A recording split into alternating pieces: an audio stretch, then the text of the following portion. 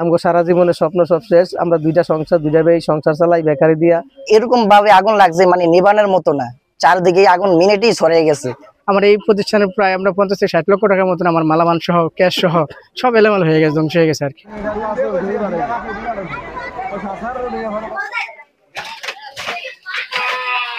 এই প্রতিষ্ঠান শুরু থেকে বহুত কষ্ট করে আজকে 15-20 বছর যাবত এই প্রতিষ্ঠান চালাই আইছি, চলতে আছি, আল্লাহ চালাইতেছে। হঠাৎ করে আল্লাহ জানে ভালো করে আমরা কর্মচারীরা কাজ করে রাত্রে গেছে, এখন বিদ্যুৎ দিতে লাগছে না কিতে লাগছে আল্লাহ জানে ভালো করে। আমগো সারা জীবনের স্বপ্ন সব শেষ। আমরা দুইটা সংসার, দুইটা ভাই সংসার চালাই বেকারি দিয়া। 20-25টা কর্মচারী আছে, 20-25 জন কর্মচারী আছে, তাদেরও সংসার চলে। এখন আমরা যাই কিছু জীবনে যা কিছু জোড়াইছি এই প্রতিষ্ঠান দিয়ে, যাই কিছু আসছিল এটার মধ্যে সামানা টামানা কিছু নিতে পারি না। 50-60 হেক্টর সম্পদ, মাল, কোনো টাকা পয়সা ক্যাশ কুশ কিছু নিতে পারি না, সব ধ্বংস হয়ে গেছে গা। এখন আমগো সরকারের কাছে একটা আবেদন, এটা দিয়ে আমগো যদি সহযোগিতা করে আমরা বাঁচতে পারবো, নাইলে আমরা অনেক পথহারা হয়ে গেছি। এই উত্তর সুপুর মোড়ে মনে করেন প্রায় আজকে 20 বছর ব্যবসা চলতেছে, আমরা দুই ভাই চালাতেছি ব্যবসা প্রতিষ্ঠানটা।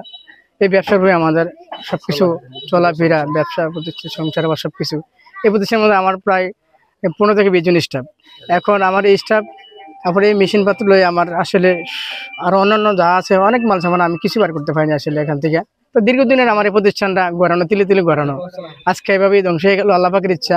এখন আমার এই প্রতিষ্ঠানের প্রতি যে আপনারা একটু সহযোগিতা করেন, সরকার আমার আবেদন জানাই।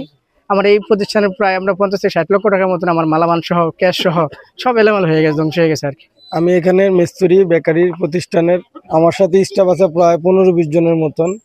তা আমাদের সবারই সংসার জীবিকা এটার উপরে নির্ভর করতো। এখন আমাদের সবকিছু শেষ, মালিকের অবস্থা তো শেষ কিছু, কারণ তাদের উপরেই আমরা, কারণ তাদের তো কিচ্ছু নাই। প্রায় আজকে 20-25 বছরে তাদের এই পুঁজি ইনকাম এটার উপরে নির্ভর।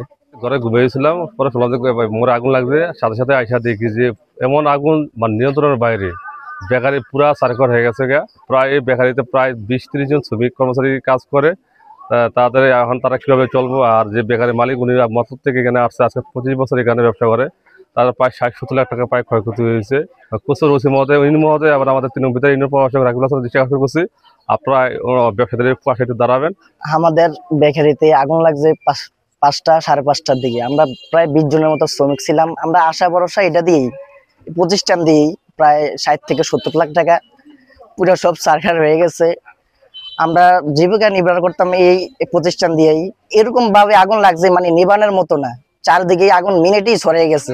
বিষয়টি খুব মর্মাহত, দুঃখজনক। প্রথমে এলাকাবাসী আগুন নিয়ন্ত্রণ করার চেষ্টা করে, তারপর ফায়ার সার্ভিস আছে, ফায়ার সার্ভিস আসার পরে আগুন ঠিকই নিয়ন্ত্রণ করে। কিন্তু এর আগেই যে ক্ষয়ক্ষতিটি হয়েছে, এই বেকারিটা শুধু বেকারি ছিল না, এটা উত্তর কচুয়া তথা আমাদের এই অঞ্চলের বৃহত্তম একটা প্রতিষ্ঠান ছিল। এই প্রতিষ্ঠান দিয়েই কিন্তু আমাদের এই বাজারটা পরিচিতি লাভ করেছে, এবং তাদের যে ফ্যামিলিটা, টোটাল ফ্যামিলিটাই নির্ভর ছিল এই বেকারির উপরে।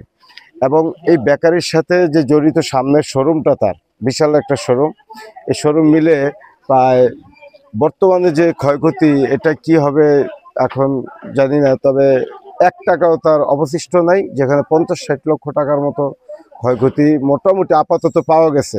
কিন্তু মূল মালিকের সাথে আমার টোটাল কথা হয়নি, কথা হলে হয়তো তার থেকে আরও কিছু বের হতে পারে।